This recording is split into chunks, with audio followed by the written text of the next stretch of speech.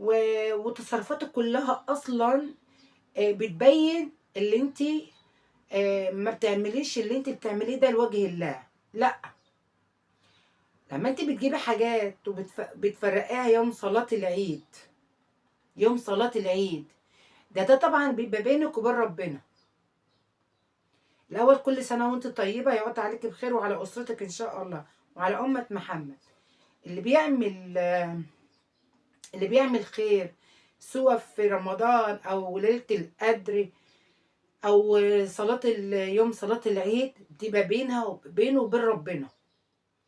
طبعا انت جايبه حبه حاجات ما شاء الله مكلفينك كتير قوي يعني عشان تفرقوهم يوم صلاة العيد، وعربية نقل.